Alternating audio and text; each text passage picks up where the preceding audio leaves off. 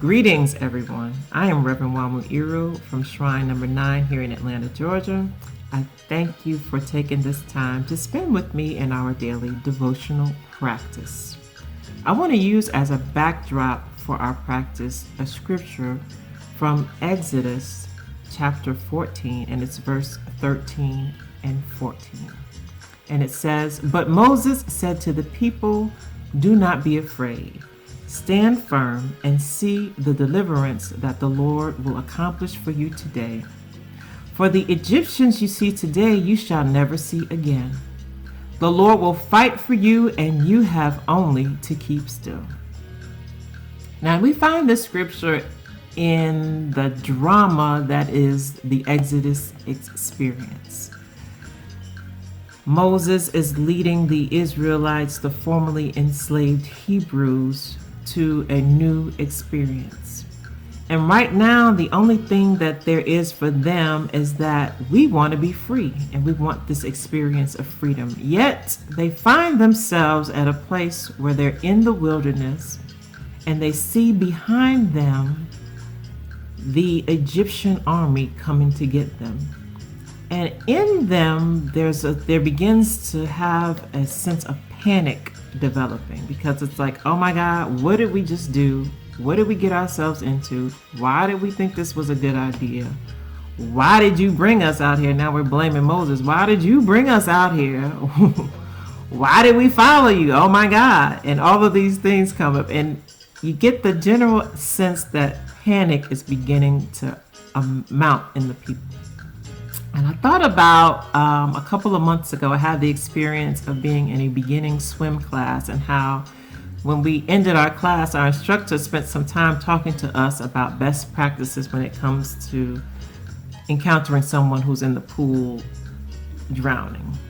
And because when a person is drowning, they're filled with anxiety, a sense of panic overcomes them, the brain is releasing adrenaline, and their body movements are not always controlled. And so one of the things she said was that you don't want to approach a drowning person from the front, meaning that when a drowning person sees their help coming, they will begin to approach you, flail at you, and then you in turn have a risk of drowning yourself, because they will use their adrenaline-filled body to submerge you and save themselves, possibly.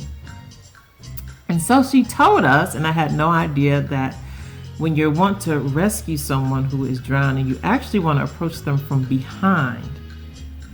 And that way they don't see you coming. You're able to manipulate their body in a way that you can get them out of the pool safely. And it just dawned on me the many ways in which the help that we seek, or the rescue, or the deliverance that we seek, that we don't see coming, right? We panic because we don't see. It looks like help is not coming, help is not on the way. But really, our deliverance and our rescue, it's on its way. It's just in a way in which we cannot see. And for those who are drowning, it may be coming from behind. And inside of this experience where we're experiencing disruption and chaos, we take relief, and really we take relief in the fact that we serve a God who is on our side and who will fight for us, right? And it may not always seem like we have anybody in our corner, especially as you realize, that our communities are number one in suffering, and number one in, like for many of us, those of us who have been working continuously throughout this process and on the front lines, it's been people who look like us, who are in harm's way. And it seems like that there is no relief coming. And yet we know that God is a God of deliverance, and that our help is on its way. So, brothers and sisters, do not be afraid. Stand on the promise that God will not leave us, nor will God forsake us.